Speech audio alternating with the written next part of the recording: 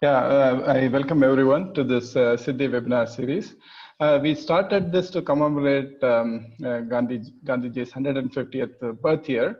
And initially we were also looking at getting our international partners participate in these seminars. And some of that is happening. But we also are using this webinar as a forum to discuss multiple things that are of interest to our society and how technology plays a role in all of that. So it has evolved over the last 4 webinars into discussions into multiple themes and so on. So I'm very happy to welcome you all to this webinar, and I request Professor Bhaskar to say a few words inaugurating this series of 4 webinars, which are planned around Gandhiji's birthday. Thank you, Raghu. So, welcome to all those who have joined this first of the series of 4 webinars in the Siddhi series. These 4 particularly coincide with his birthday, which is coming up tomorrow. Actually, you know, if the pandemic had not been there, we'd probably have had some kind of a function in IIT. Maybe somebody would have come, some chief guest would have come, some speech would have been given, which would have been fine. I'm sure it would have been a very well selected and topical talk. We might even have had a panel discussion or something, but now, you know, what I find is people have thought of alternatives, and we've come up with this almost ongoing series at convenient times. And the response to the earlier webinars in this series has been actually quite unexpected and very positive. So people who are interested will join. It's not necessarily people who are physically close to where the function is happening. So there are many positives to this. And generally we are finding that therefore we have discovered in some sense a slightly different way of doing things, which seems to be more effective. Not only in taking after Gandhiji's ideas, being very frugal with our resources. We don't have to waste so much energy and time gathering in one place, but also making it possible for those who are interested in a particular topic, no matter how sparsely distributed they are across the country or the globe, you know, they can get together, and that's very important, and that serves a very important purpose. So in that sense, I think this new approach of doing this particular series is very, very apt. And it's a little ironic because the conventional view of Gandhiji was that he was not very enamored with technology, and this sort of leverages technology to the hilt. But I think that's probably a very wrong and simplified view. In any case, in this, you know, if he were here, I think he'd be very happy that people who are interested, people who are focused on a particular topic, like today's topic of universal healthcare, whoever is interested in this, no matter where they are in the world, hopefully if they come to know about it, they can join. Even if they missed it and somebody said, "Oh God, I missed it," they can go to YouTube tomorrow and see it. I think that is the nice thing about this. So I hope that ideas that we share with each other will trigger new thoughts, and we can then proceed on our own investigations and thought processes and figure out new ways of overcoming this challenges. The topics in the next 4 days, these 4 seminars are all related to things that Gandhiji was very very dear to his heart. Healthcare was very dear to his heart. Of course, he depended a lot on what you might call naturopathy or nature cure. I think the general principle was keep it simple, keep it widely available. So we can extrapolate from that sort of a basis. The next 3 days, I see that we have webinars or panel discussions on wastewater management, and then on water treatment and sustainable water. And there's one on, remind me, Raghu, I forgot. I went through it, but this is technology for disabled. Yeah, correct. That's tomorrow.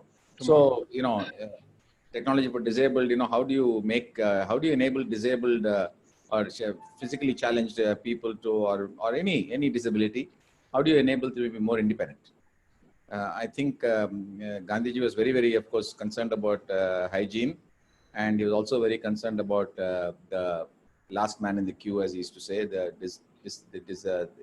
any disabled or disenfranchised or poor person. So I think the topics are very, very apt and all challenging, not easy to do any of those things. You know, wastewater, there is no, in some people, I've heard one expert say there's no such thing as wastewater. So you have to just, water is, you know, just keep it. If you let nature do it, of course, it will clean it. But if you have to clean it faster than that or in a short, you know, without letting it go through the natural process, then you figure out a way to do it. But there's no such thing as wastewater. And sustainable water is very important. I think the bad days are over, where we can just treat water as if it's, you know, just an unending supply of it coming from somewhere. And I think with the kind of technology interventions that are now possible, you know, the kind of tools we are using, for example, is miniaturized, so easy to develop aids. I think that probably the best time ever, if ever there was, you know, probably to find simple and easy to use and really game-changing type of aids for those who are disabled in some manner to be able to lead more independent lives. Unfortunately, their ability to get help is going down rapidly as families become smaller. Everybody gets very busy and so on. But this is just the right time when these aids will probably help step in to make life more independent for those who are disabled. So these four topics in this series are therefore, you know, timed just right. And I think this is probably the one really good way, if not the best way, to celebrate the 150th year of Gandhiji. Thank you very much. And I don't want to take any more time. I think we were discussing how time is short and everybody needs all the time we have to go through their presentation. So let me stop here and look forward to a good webinar today. Thank you. Thank you, Professor, for these words. Let me introduce our moderator for today. It's Professor Muralidharan. He's an Institute Chair Professor in the Department of Humanities and Social Studies. And he's also the coordinator for the Center for Technology and Policy at IIT Madras. He's been working in the area of healthcare and allied teams for over 30 years now. And he's also engaged in continuous assessment of the UHC program of IIT Madras. And of course, we have a very, very distinguished panel of speakers today. And I would request Professor Muralidharan to take over and then continue conduct the webinar, introducing our distinguished panelists and so on. Thank you, Professor Muralidharan. Thank you very much. I welcome everybody to this webinar and to this series. And today's webinar is on universal health coverage in India, where we are and the way forward. But first of all, what does it mean? The UN resolution adopted, UN resolution on universal health coverage adopted in December 2012 urged all governments to providing people access to affordable care, access to all essential care with no financial hardship. So these are the two essential aspects of it. Citizens should have access to all essential care, right from preventive, promotive, curative, rehabilitative, and palliative. And citizens should not suffer from hardship, financial hardship. So what does it mean in the Indian context? How far have we progressed towards these universal health, these goals of UHC? What challenges have we faced and continue to face in our progress towards UHC? Could we have done better? How do we ensure that we progress towards UHC more efficiently, effectively, and equitably? How have different states responded to this declaration?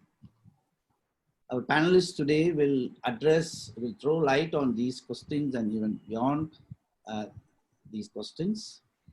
We have with us three eminent panelists. We shall begin the presentation of the panelists with Dr. Rajni Vaid, who has served as Executive Director of the National Health System Resource Center at Delhi, which is a think tank of the Government of India. Dr. Rajni was closely associated with the design and implementation of primary healthcare systems for UHC under the initiative of Ayushman Bharat. She was also closely associated with institutionalizing India's ASHA's program. Dr. Rajni has undergraduate in medicine from Madras Medical College and a postgraduate degree in public health from Harvard School of Public Health. I now request Dr. Rajni to make a presentation on designing primary healthcare system for UHC. I shall introduce the other two speakers as we listen to them. So I'm going to begin sharing my screen. And if not, I'm going to ask.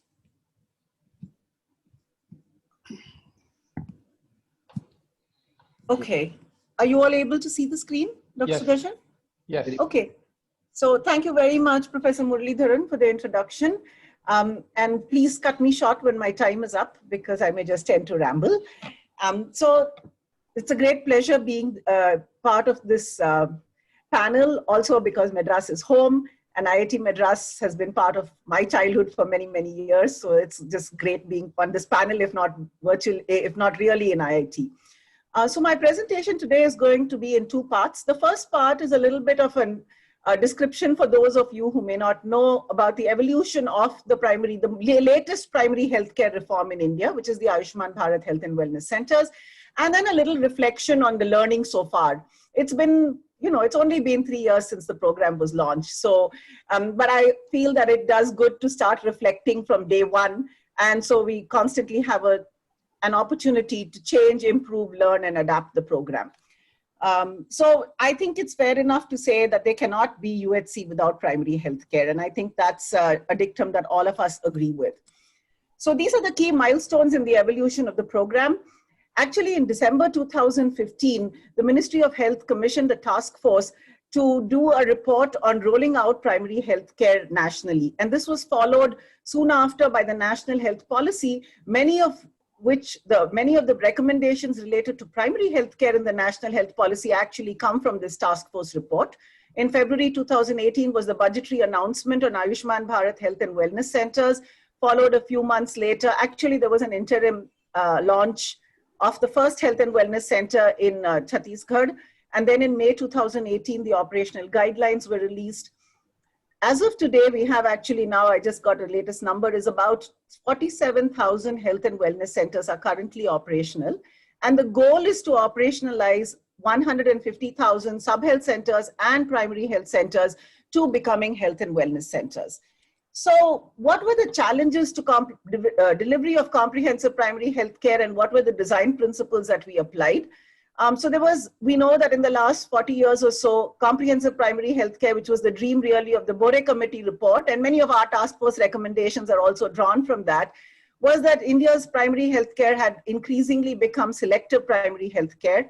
We had a growing burden of NCDs, particularly 60% of our mortality today is due to NCDs, 55% of which is premature, and all of these chronic diseases need prevention, early detection, and long-term follow-up, in contrast to the episodic care that pregnancy and childbirth and newborns need.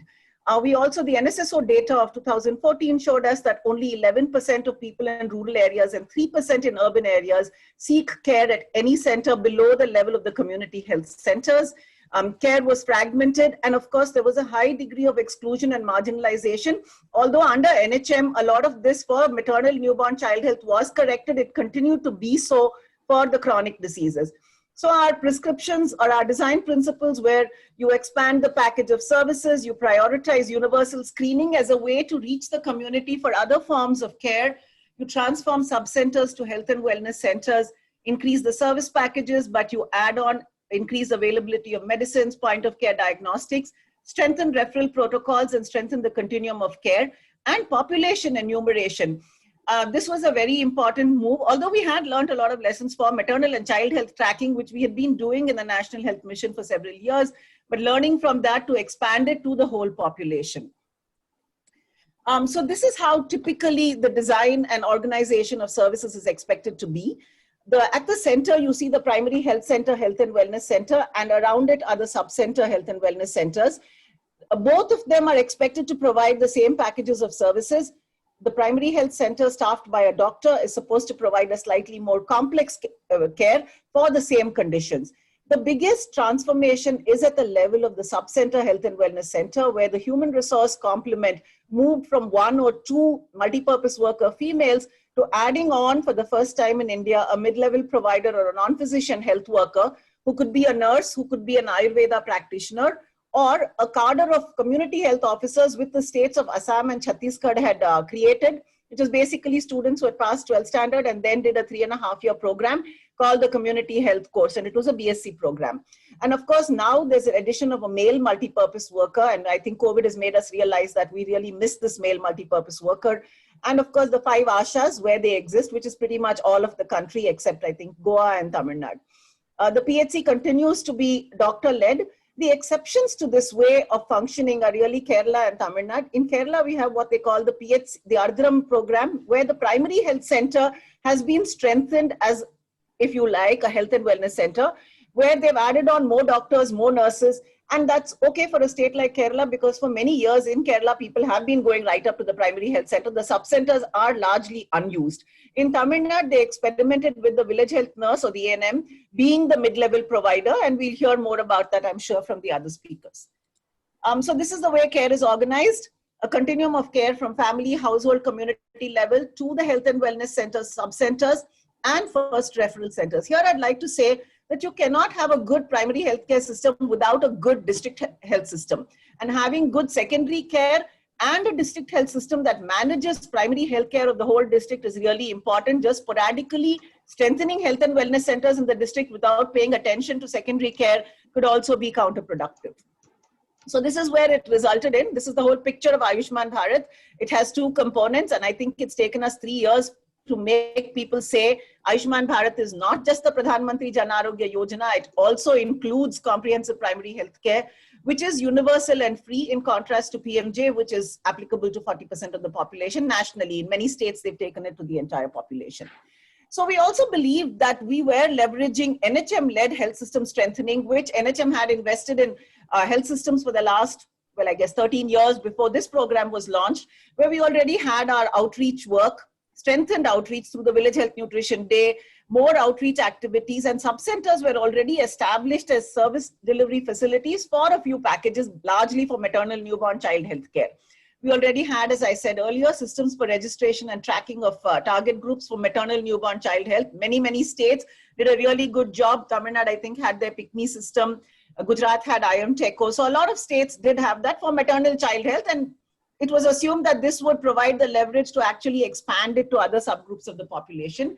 The government had introduced a free medicine services initiative, a free diagnostic services initiative, expanding workforce. Actually, NHM added an additional multi-purpose worker female to the sub-center, not to mention the 5 Ashas of the sub-center population, which expanded outreach, promoted mobilization. And I think the Asha story is really history now. Strengthening district hospitals to provide secondary care was also a very important NHM intervention.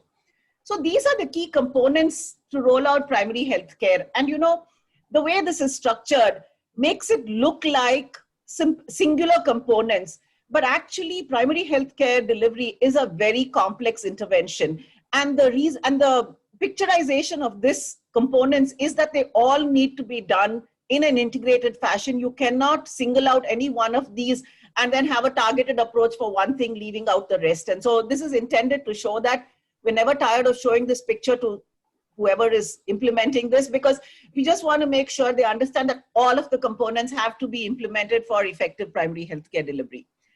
However, and so this is the part of my reflection slide, is that it requires paradigm shifts at multiple policy and operational levels.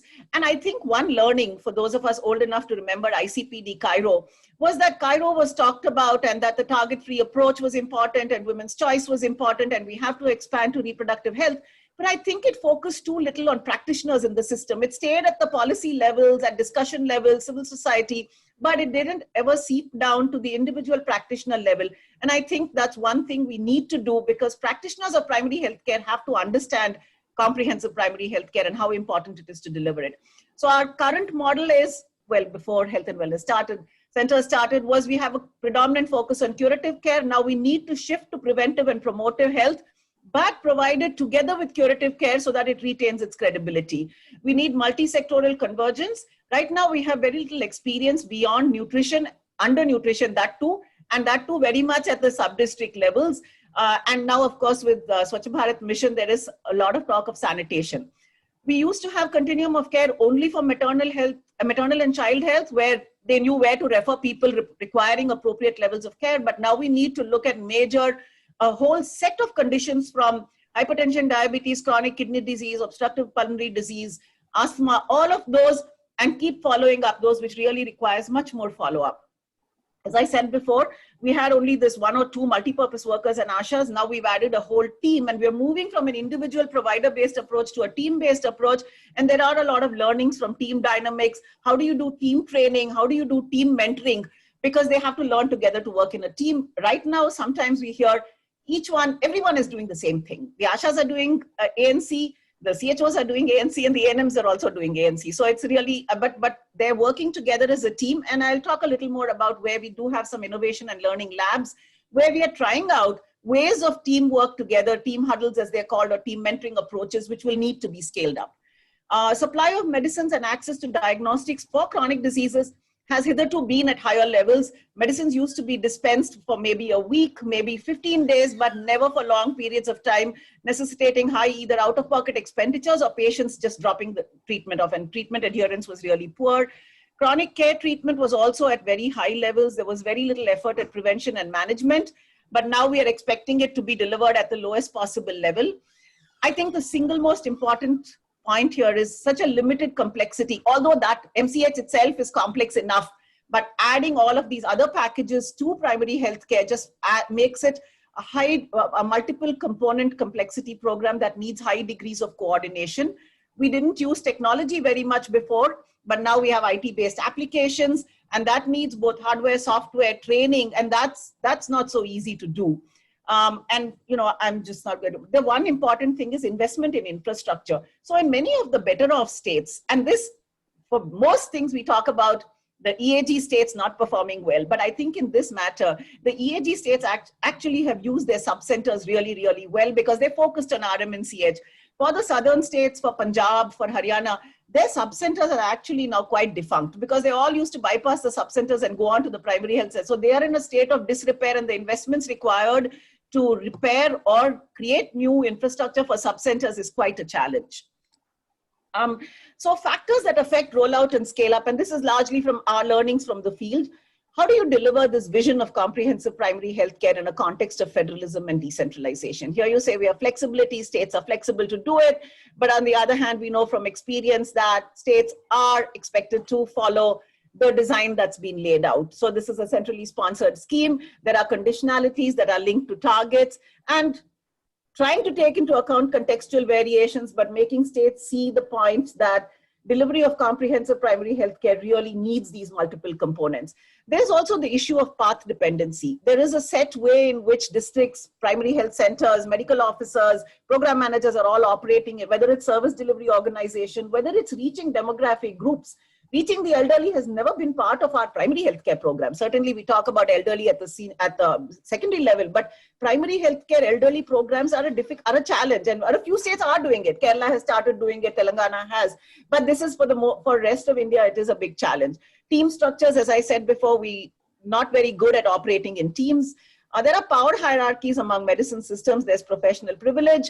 Medical officers will not be trained in a team together with the CHOs, with the ANMs, and with the ASHAs. They just find that repugnant.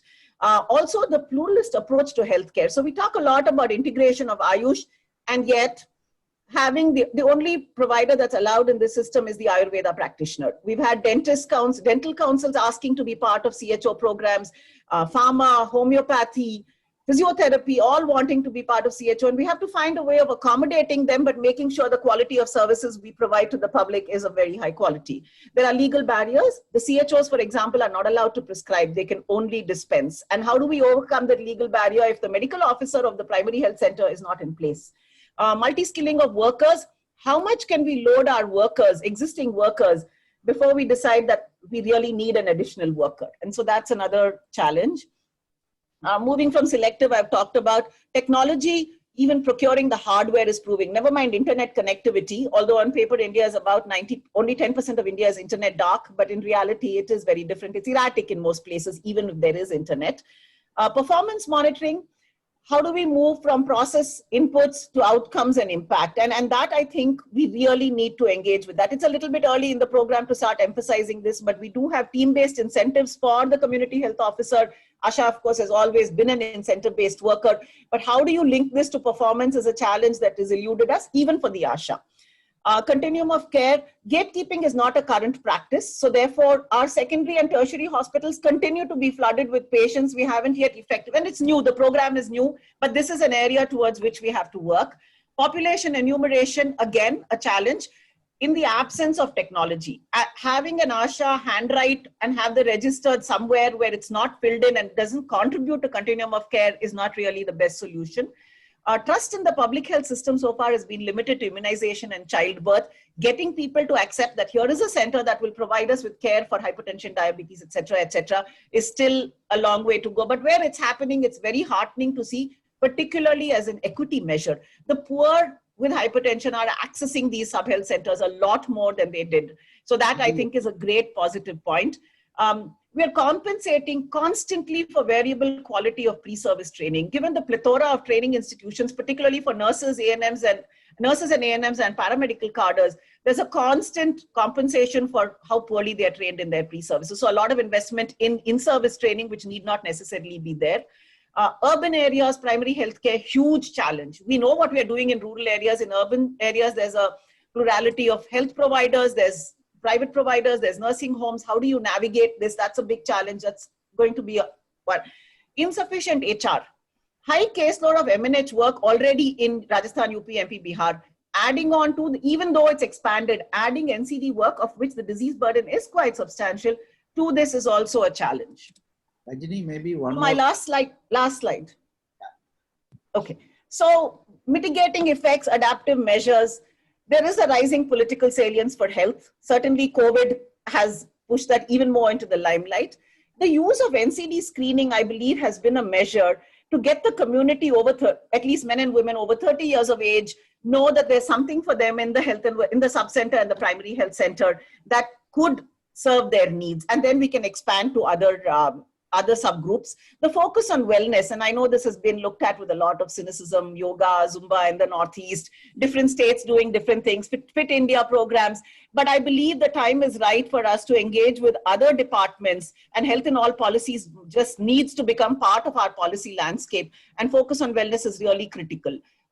This program has a high level advocacy, but also a constant spotlight on the program. I don't know how many of you have seen the Health and Wellness Center portal, the dashboard.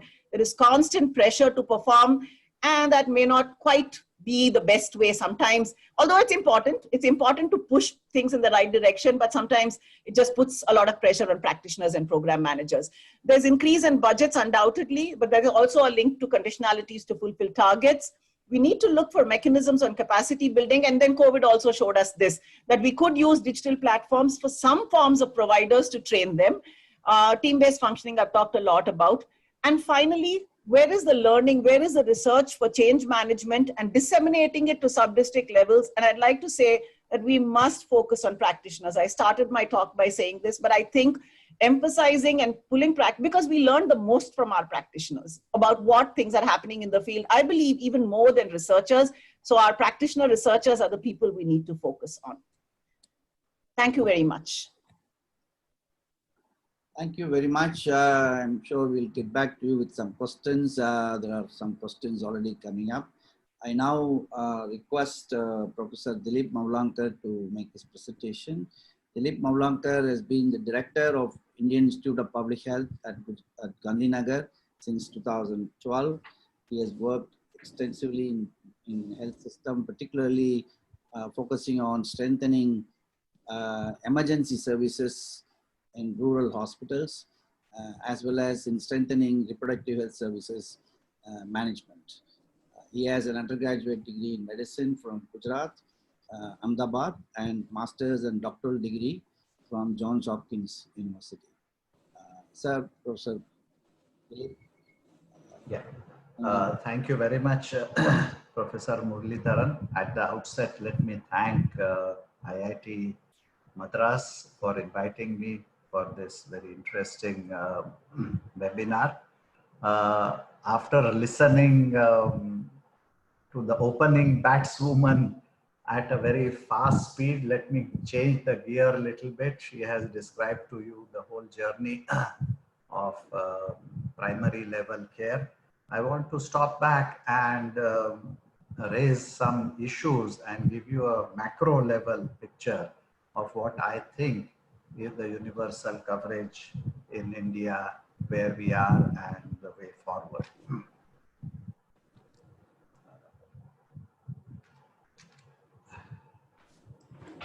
You see, okay.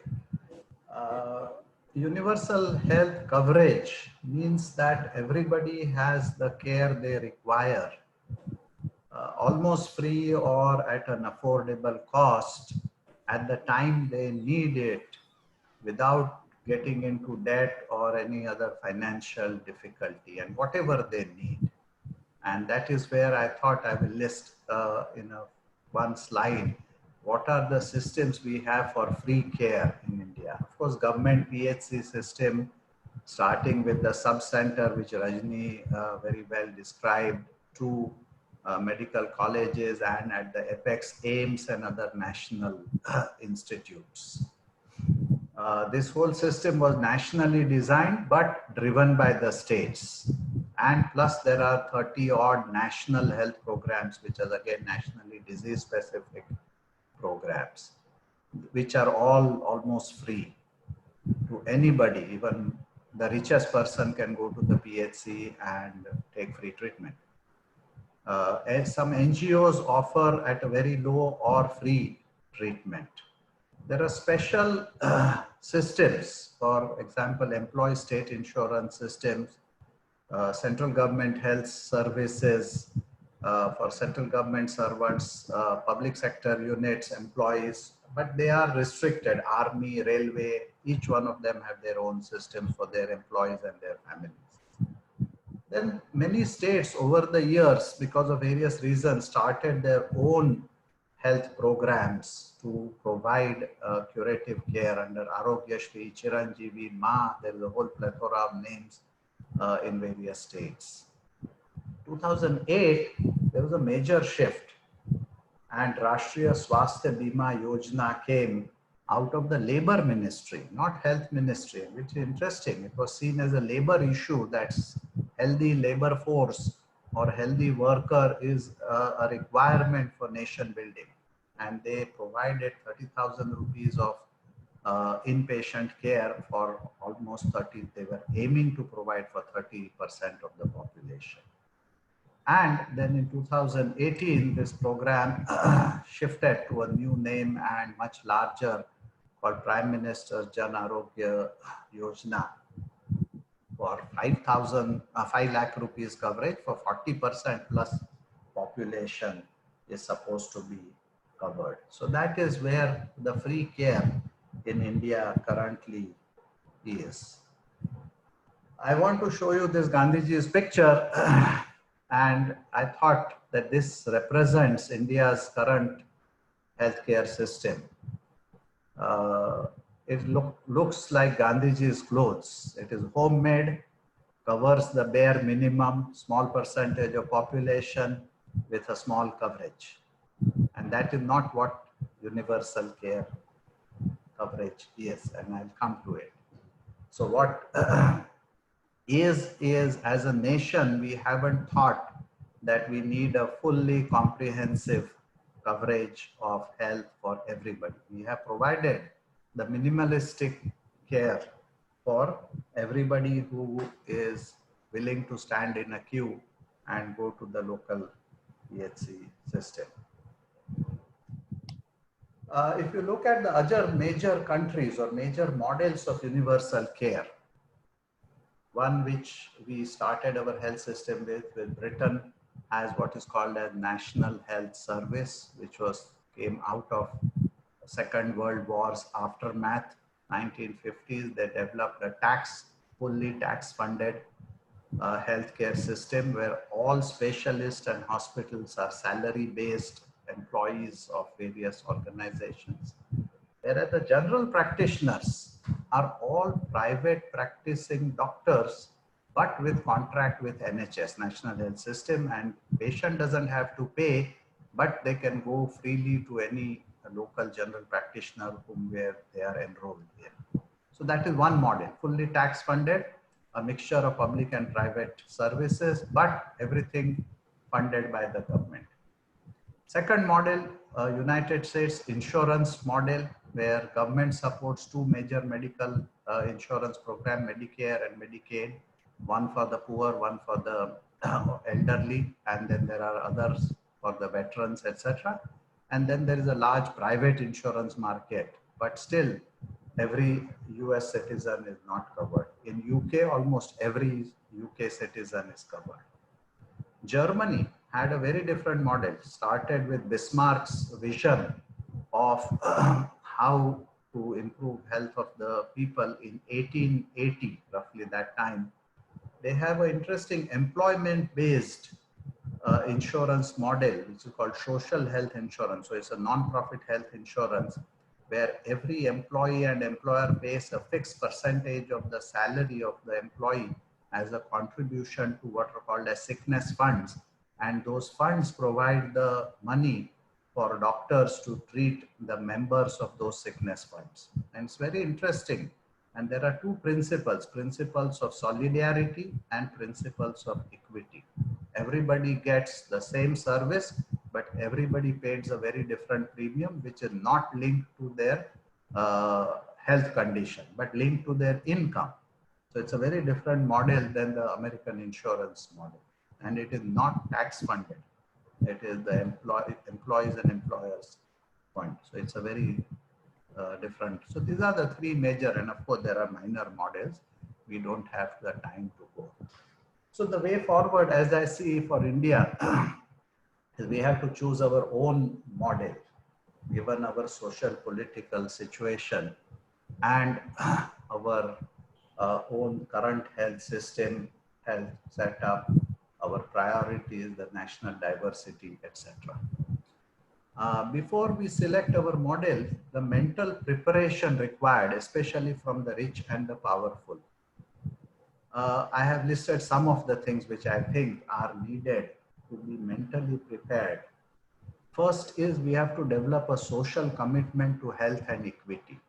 The whole principle of solidarity on which the German health system is built, that everybody, once they are sick, are in all together. Everybody must support everybody else when somebody is sick. Nobody has to pay anything when he is sick. He can pay when he is earning, when he can pay, or the government can pay, but everybody must get sickness care.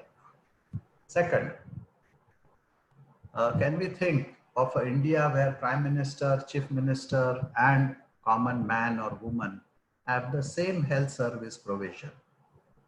As of now, it is unthinkable. We are a very hierarchical society, and we have to think of breaking the hierarchy in terms of health provisioning. And the privileges have to be given up by some people so that everybody else can get access to equal amount of care as needed. Third is, and Rajni mentioned, Dr. Rajni mentioned, that we are not used to gatekeeping. In any organized universal healthcare system, you must have people who can provide the primary care, the nurses and the health workers who are well trained and can provide basic care. Then the second level of general practitioners, and then the consultants. And you can't go to the consultant or even to general practitioner directly.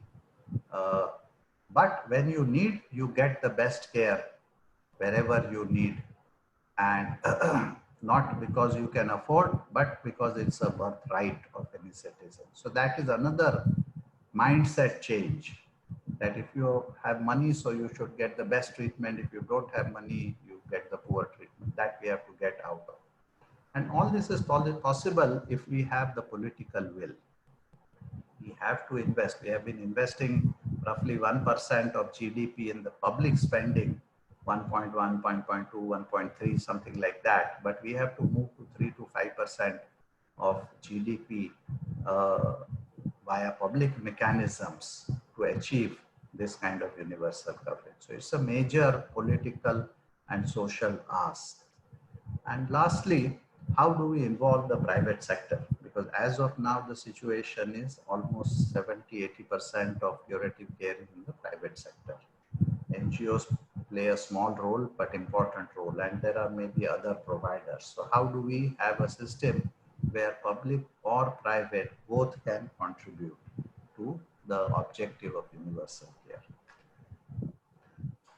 Lastly, I want to focus on how do we go there.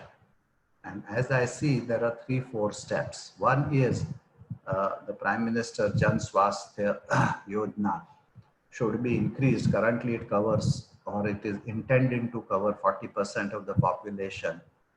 We should move it, the bar, to 80% of India's population, thinking that 20% of India's population has enough money to look after themselves. So as the first step, moving from 40%, which is like 5,000 or 10,000 crore, something of that order of magnitude, to 20–30,000 crore and move it to 80%. So that is the first step. And this is indoor care. So only those conditions which requires hospital admission are covered currently in that. Second step would be to develop other supportive patient care services under this program. For example, lab tests, X-rays, other radiological investigations, and free medicines outside of indoor care. So for outside patients who are mobile, don't require hospitalization, if we start covering, that will reduce the out-of-pocket expenditure of people. Third step is to cover outpatient consultations, and that could be done via contracts with private GPs as done in the NHS, or through a voucher mechanism by which each family gets a 1,000 rupee voucher every year. They can go and buy medicine, they can go and visit a general practitioner nearby. So that could be a way of covering the outpatient care. And then adding the icing on the cake, like the dental care, eyeglasses, physiotherapy. There are lots of care which are not currently covered. And that we have to go. If we do that and cover 80–90% of people, we will cover and reach the universal care. Now, universal care is completely, incomplete without strong public health measures.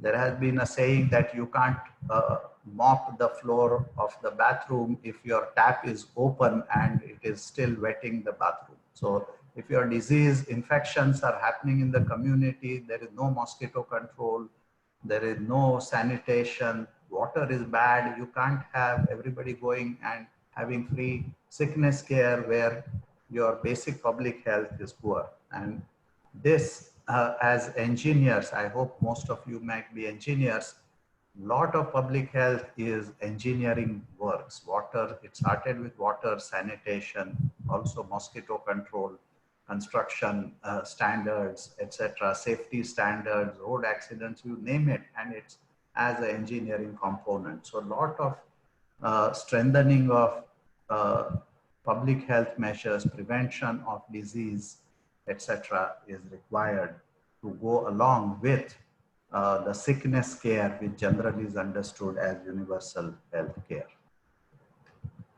Finally, I want to end by saying that universal care is not only expenditure, but there are lots of benefits. A healthy nation can become wealthy, productivity will increase, economic losses due to COVID has opened our eyes to the importance of health, public health, and healthcare. The universal coverage can provide huge employment opportunities. In many countries like UK and other developed countries, 10% of the population is employed in healthcare sector. So huge number of job opportunities can be created if we create a proper healthcare system. Human life will be much better and tolerable if we have universal healthcare. And finally, the life will become also humane. If you see the sick who are begging on the streets of India, it really melts my heart. That how can you have a sick person who is not able to work, there is no provisioning, and he has to beg. So if we have the human services, the universal healthcare, our society will become quite humane. Finally, I just want to end by showing you what Mahatma Gandhi thought about health. He said, health is the real wealth and not the pieces of gold and silver. So not the money, but health is the real pieces, is the wealth of any nation.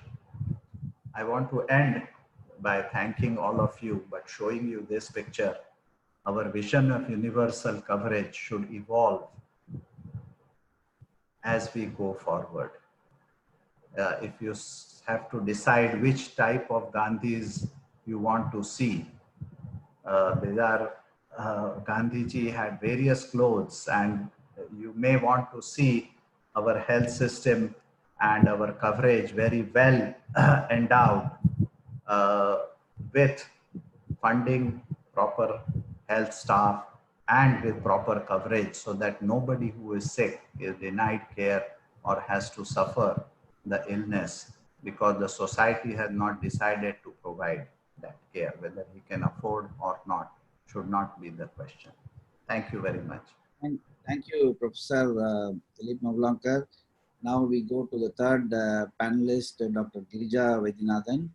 Girija Vaidyanathan is now a professor of practice in the Department of Humanities and Social Sciences at IIT Madras. She had a long stint of nearly 40 years with the government of Tamil Nadu.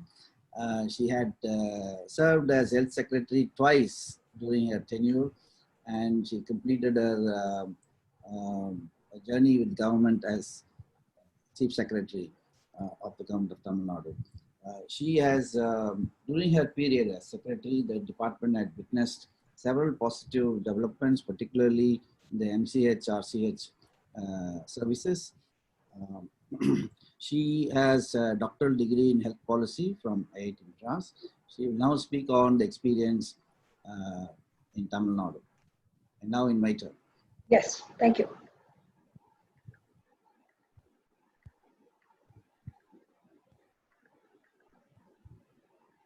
I'm trying to screen share as I promised. Once again.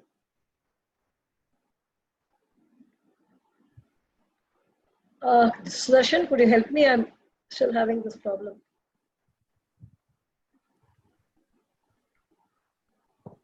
It's not sharing. Harish, do we have the slides? Can you project? Yes, you do.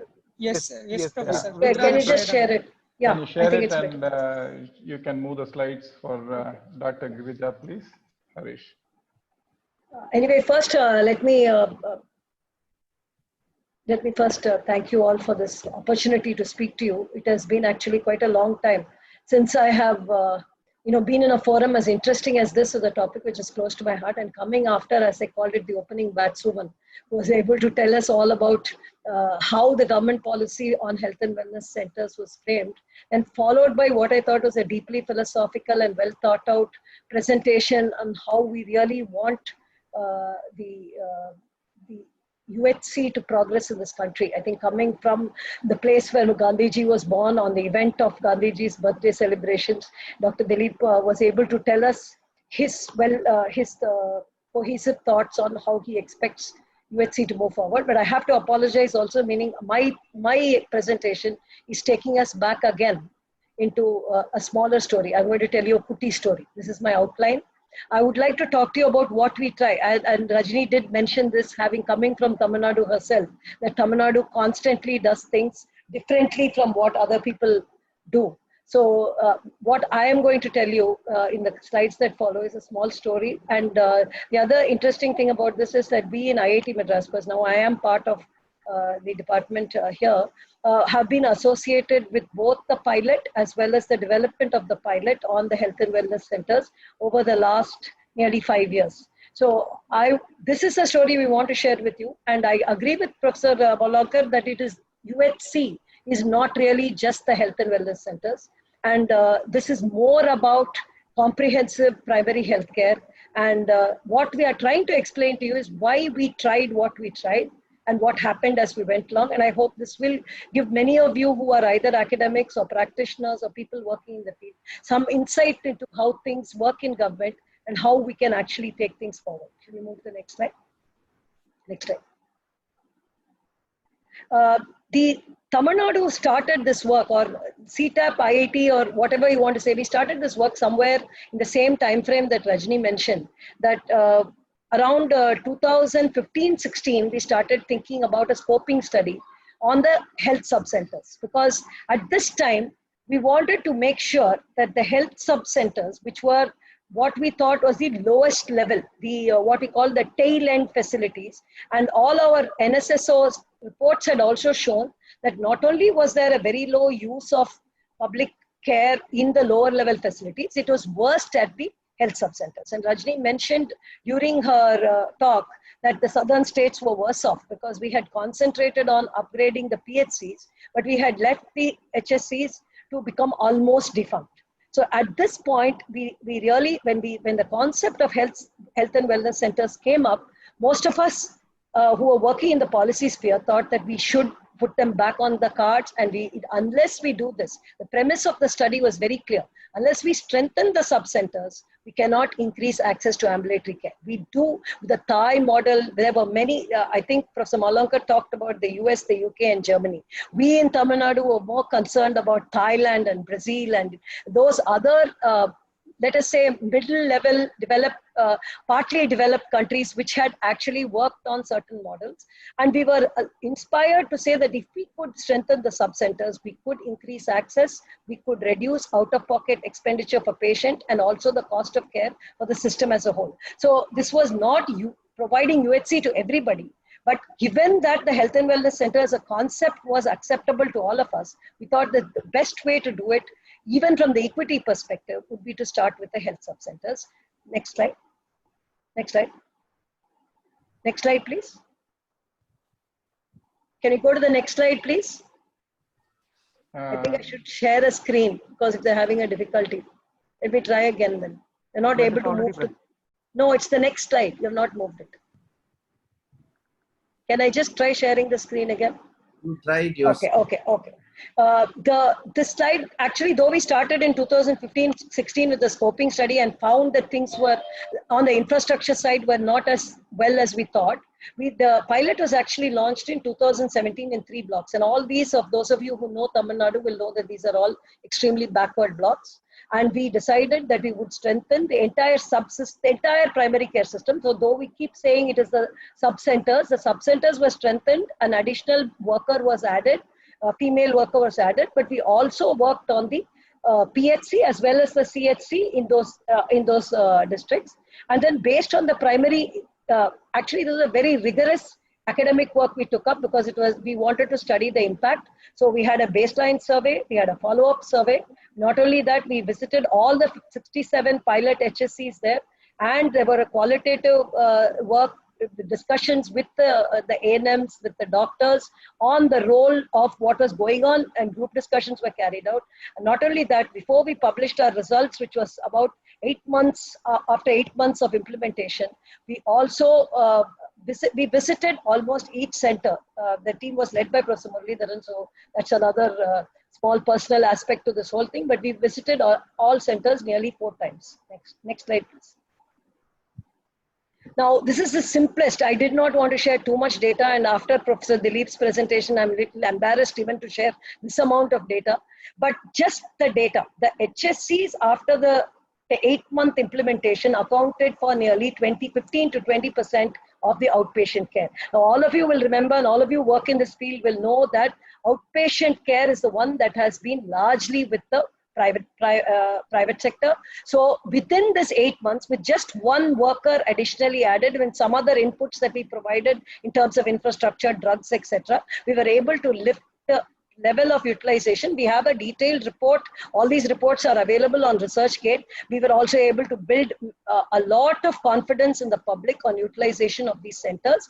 The share of private hospitals for OP care in these 3 blocks fell drastically. Now we are not against the private sector, mind you. We are against the utilization of hard-earned out-of-pocket expenses of the public, especially the poor. So when the share of private sector in these 3 blocks fell from 50 or roughly about 40 to 50% to somewhere around 20%, and it was not rocket science. And also the out-of-pocket expenses, even in public facilities, fell drastically, largely because transport expenses, which account for a large proportion of the expenses for people seeking public care in primary health centers or in district and sub-district hospitals, fell drastically. So we just want these 3, for those of you who are looking at it from a policy perspective of I want to have more care to the public accessible, I want to make it more affordable, these 3 slides talk volumes. Next slide, please. Next slide, please. Now, this is again, please don't spend too much time on it. Just shows how fast the outpatient numbers went up in these 3 blocks. Next slide, please. Just look at these numbers. When we started out in April 2017, there was preliminary work in terms of improving their infrastructure from 2 people who are coming. We have presented the results in just people coming for minor ailment care and people coming for specific schemes, that is NCD and OG, because one of the other things we really felt was the NCD scheme, which was again mentioned by Rajni in her talk, that NCD is going to be the key to addressing the healthcare needs of the public in the times to come. You can see from 2, it went to nearly more than 14.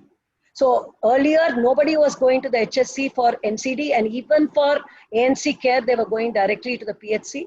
We found a lot of improvement, and these numbers speak for themselves. The next slide is perhaps the most specific. It's a huge slide. Just look at the last 2 highlighted items. We worked out what was the amount of drugs dispensed, because one of the most difficult things, and this has been talked about right from various reports of the Government of India and various academic reports, is how do we distribute the drugs? We all know that the highest cost of care for the public is drugs. I think there's a very good paper recently written about burden of drug care, the cost of drugs on poor families and impoverishment caused by purchasing medicines. So it is not only people going for OP care to the private sector, outpatient care to the private sector, but also buying the drugs in the private sector. You will notice that within this just 3 blocks, mind you, and just looking at what was the value of drugs dispensed, we see that the value of regular drugs was 42 lakhs, and the value of, this is the market value. We worked out 2 types of value. One was what was the cost of drugs as purchased by TNMSC, that was about 10 lakhs, and what was actual market value of those drugs in just 3 blocks. Our state has roughly around 400 blocks. So what it told us was if we could move up these interventions from 3 blocks to 400 blocks, we would have a huge savings in terms of out-of-pocket expenses in the poor families which were in the rural areas which were accessing these drugs. I just want those numbers, 56 lakhs in 3 blocks. What would it be in 400 blocks? Next one. Now, at the same time, I think this has again been described by Rajni in detail. This is the same timing. We started in 2017, ended, the report was produced, or the second set of surveys were done in November 2017. And in April 2018, we have Ayushman Bharat. And Ayushman Bharat's first component is health and wellness centers. Great ideas. Most of them actually work almost in line. And they had 12 services. We were concentrating on the first 7 services. We did not move into the other 5 because we were trying to bite off the first 7. And then, of course, Government of India, with very politely, one size fits all, whether it's a EAG state or a Tamil Nadu state. I'm not using this term in terms of everybody who works in Government of India. We've been supported by a lot of officers in Government of India who understood our problems. But for the first 2 years, to the credit of Government of India, they accepted the model that we were running. And as I said, ours was a very sparse, almost Gandhian model. We had 1 extra worker. We only improved our own HSC and we did very little. The second year, that is what Government of India, next slide, please. Next slide, please. Now, what we had done from the 3, we decided to do one block in each HUD. We have 42 health unit districts. Of that, we decided from 3 blocks, we will expand to 42 blocks. Because again, typically Tamil Nadu, very conservative. 42 blocks in addition to the work we did in additional PHCs and urban PHCs, which I'm not discussing here. Because I agree with Dr. Dilip that this is not UHC. There's so much more to be done on UHC. But as regards health subcenter improvement, we decided to go from 3 blocks to 42 blocks. And once again, this was something we were all personally, both myself and the IIT the department were personally involved with, because we signed an MOU to work with this expansion, which included not only looking at how things were rolled out, it was involving the training of the workers, it was involved, we were involved in the software development, we were involved also in one block, we also did the detailed survey the same way which we had done the survey in the first 3 pilot blocks. There were problems everywhere. Once again, I do not want to repeat in view of time. We are already at 7:30. Manpower was an issue, woman power to be exact. To get the right women, to place them there, they would be diverted for all kinds of reasons because people had not learned what a health and wellness center was at that time. Infrastructure was a continuous problem. When we went from 3 to 42, there are reports about how we thought electricity was everywhere. Everywhere we went, electricity bills were not paid.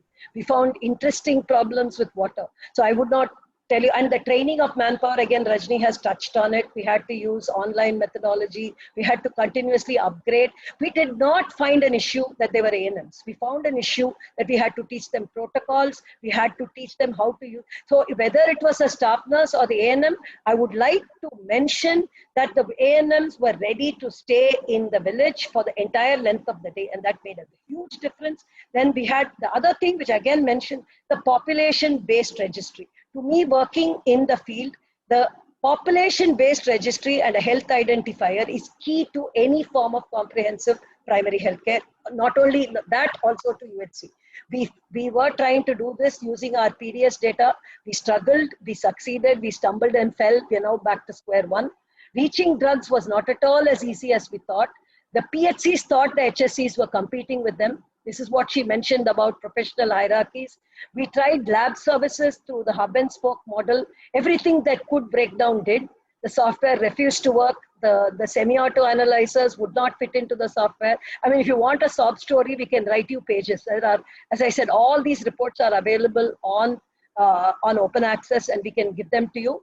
And increasing awareness was an issue also. People, as she said, unless you had the service there continuously, people would not come. And as she also said, NCD was a good entry point. And last of all, falling in line with GOI guidelines. So that was our biggest stumble of all. Next slide, please. I'm just leaving you this good one before I go to the last slide. Kandamangalam, which was the one block which they went and surveyed again in the backward district of Viluppuram, showed the same performance. That is, it showed that the percentage of outpatient care in the HSC went up to 20%. It also improved the performance in the PHC. Not only this, there are very many tables that show that the compliance of NCD care went up to above 90%. There was another intervention there called the female health volunteer. The women health volunteer, which was through, we do not follow the ASHA model, we are as usual very different. We have gone through using women's groups to give us volunteers, but as a combination, our compliance in these blocks went up to above 90%. So we had a good news, but let me go to the last slide before I finish and leave you all with thoughts. When we had agreed for these 42 blocks, the Government of India had agreed for our model, because this is what we wanted to tie for 3 years. We had given the numbers. There's actually a slide of how the numbers were agreed. And they had asked us to give a training program, 6-month training program to these VHNs. They are ANMs, whereas the Government of India is insisting on a minimum of a staff nurse or a nurse practitioner or an Ayurveda doctor. Ayurveda doctor is not acceptable to the medical profession here. So we were trying with ANMs because we find their acceptability to the public and the public to them was very, very strong.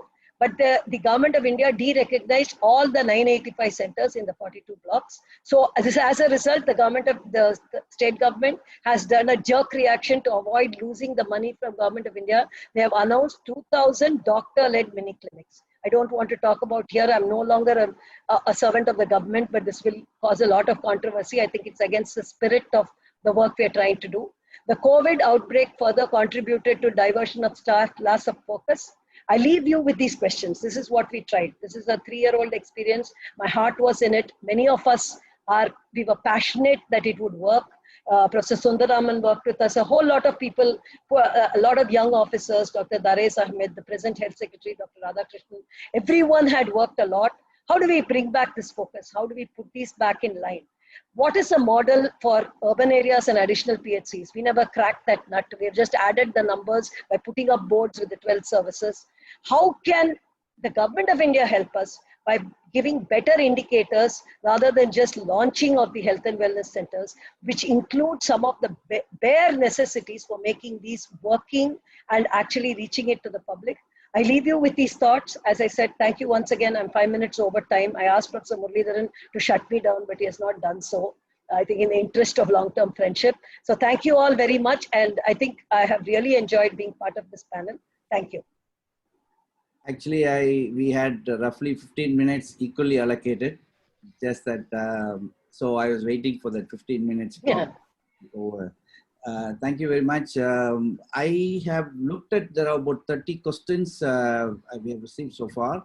Try to look at the question that are posed in different ways and have three broad question or themes, and one for each. And then we will pick a couple of people who are present who may want to pose the question.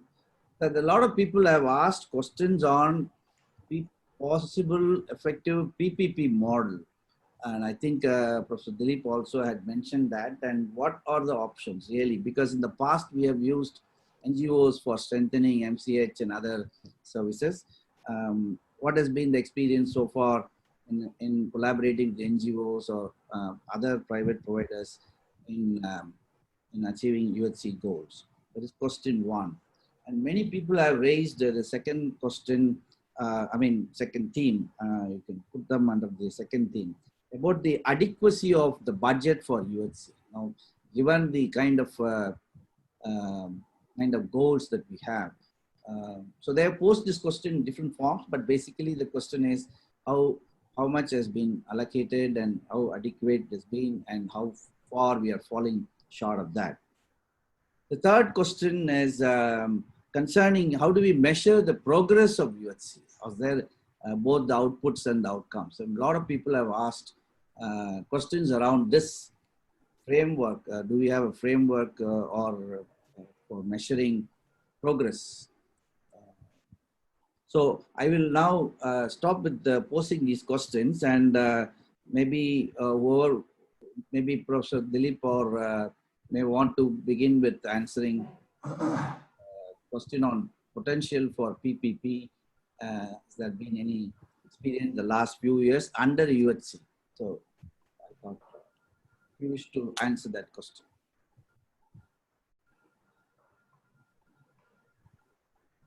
Should I try? Yeah, yes, please.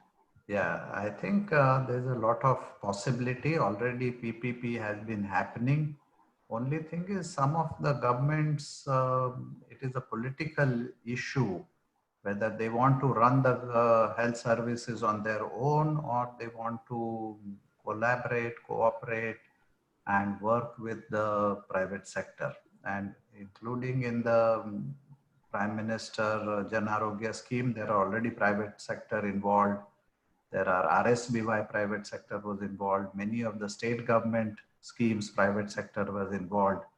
Unfortunately, there is no strong consensus on how to involve them. What are the mechanisms? There are small pilots, sometimes driven by individual officers or a set of officers or political leadership. And once they change, that whole process sometimes gets derailed. So I think we have to develop state level at least or national consensus. I don't know whether it's possible in such a diverse country, but state level I'm sure is possible to ensure how to involve the private sector. And I think some of the lessons which came out of the Chiranjeevi program in Gujarat is you have to understand that private sector is not for charity. It is there for a professional purpose, for making money. So you can't ask them too much. They will do some charity.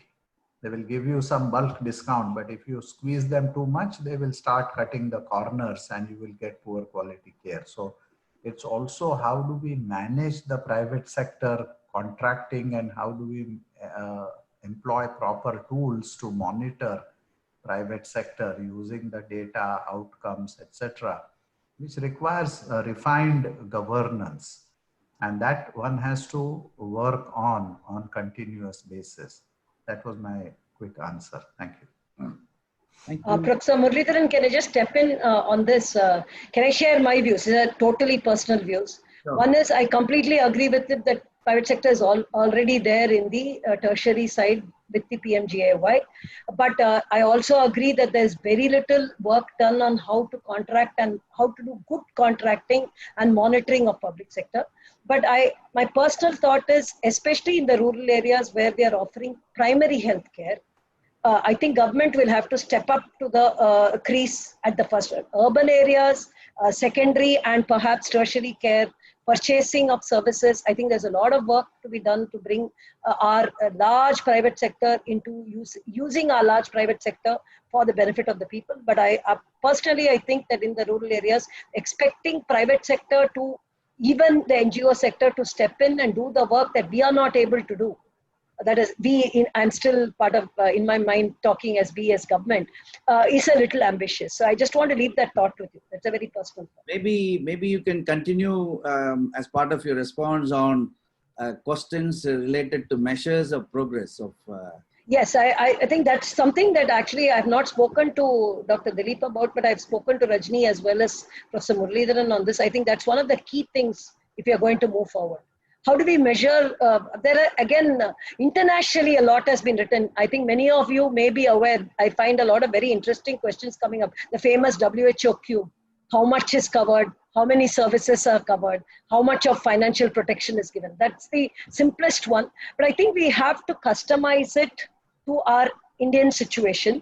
And we really, I think he talked about moving the 40% to 80% in the PMJY. But there could be simple indicators like that, or there could be some other bigger policy indicators which we push rather than just number of centers. It could be, I think recently Rajiv Sadanandan and Kerala had come out. There had been a very good article on indicators for Kerala's primary health, comprehensive primary care.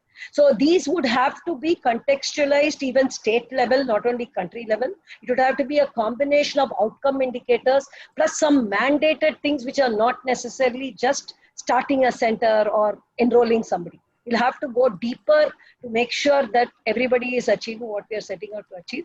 I'm sorry I don't have more than this. I hope to spend the next few years. This is one of the topics I hope to understand a little bit more, and maybe in a future seminar I'll be able to give you more wisdom on this. So thank you very much. Yes. And I'm not, Professor Dilip, they'll have to stop sharing at can you please remove my screen?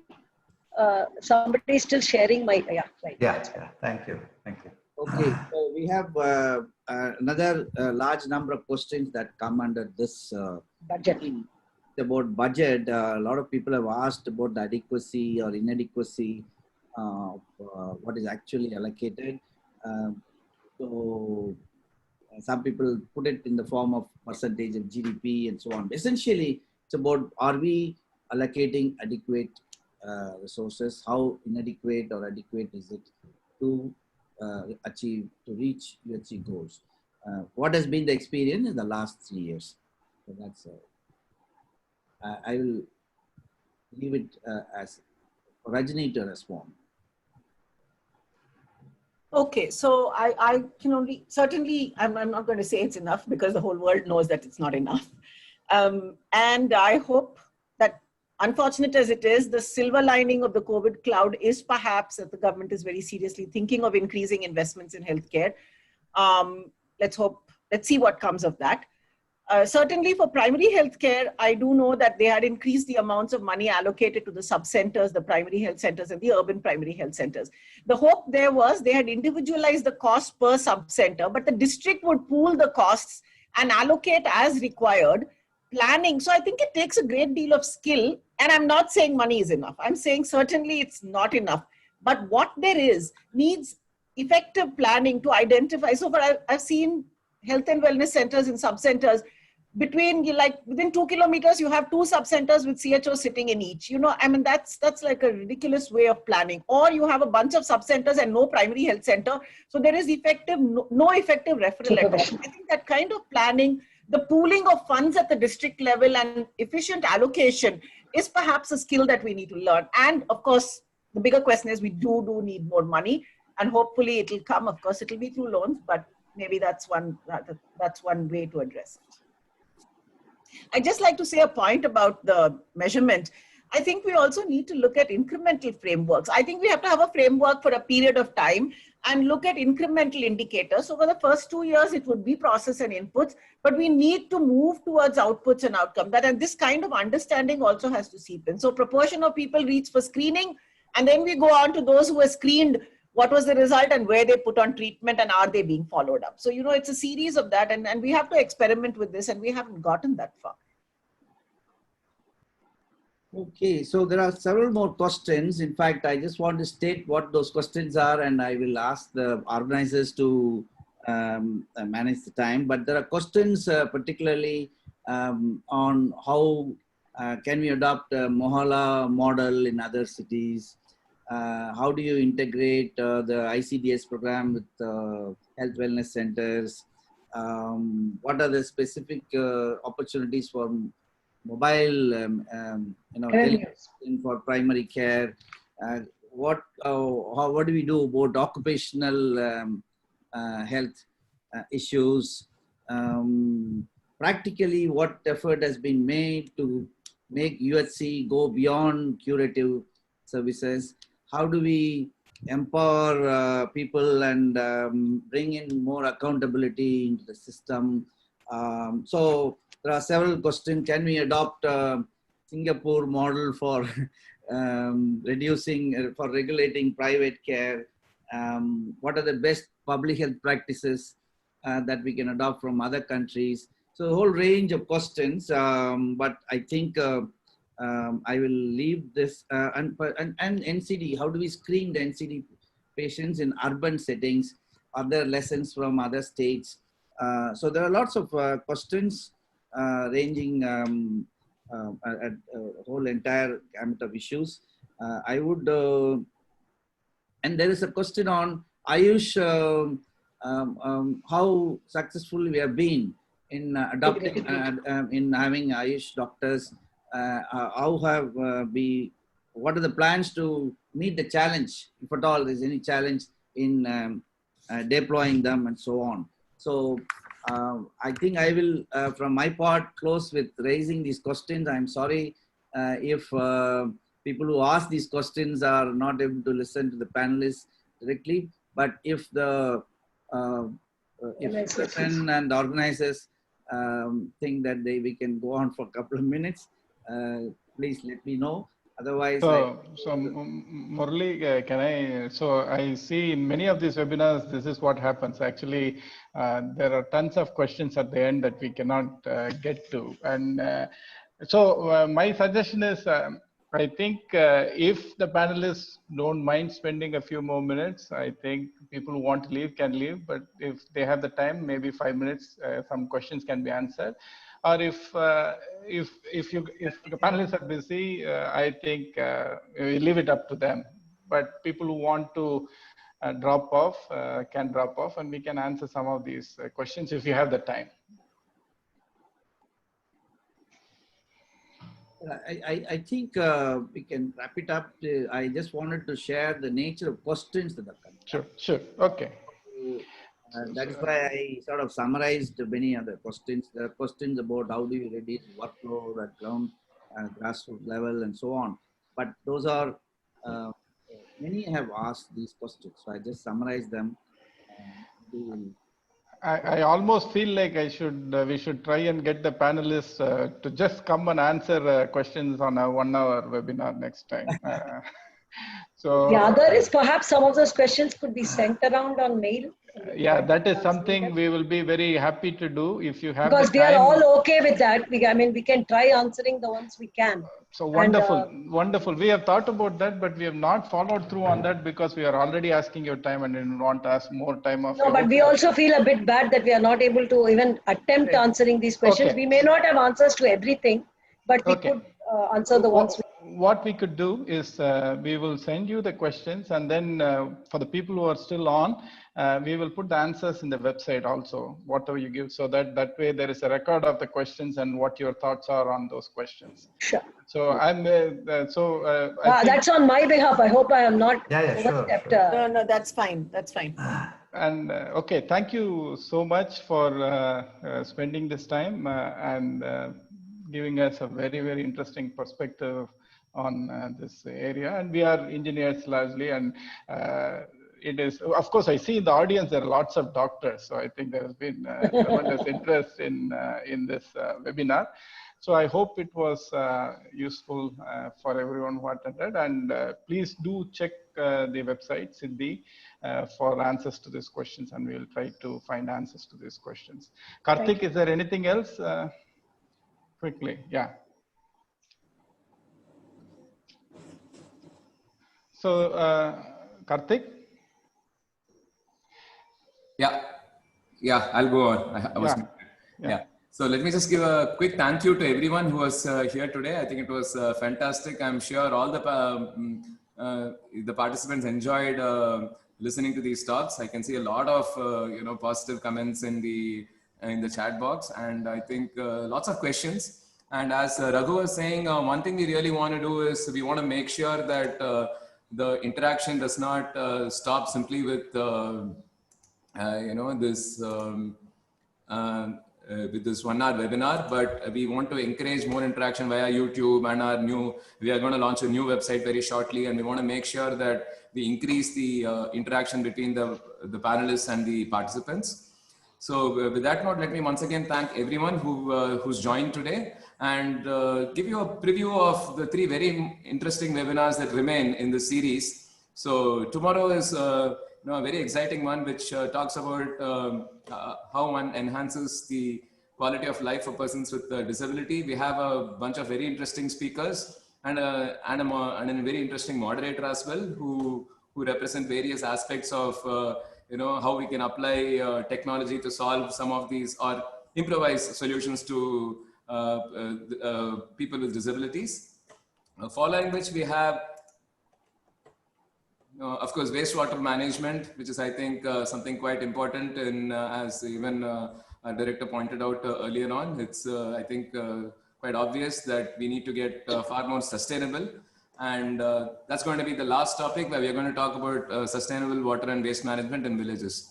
So please join us. You can register for all these webinars on the Siddhi website, and we look forward to having you here for the next 3 days. Good evening. Thank you. On my part, I thank Dr. Girija and Dr. Rajni and thank you, sir. Thank you very much. Thank you. Thank you. Thank you. Thank you. Bye, everyone. Bye. Bye. Bye.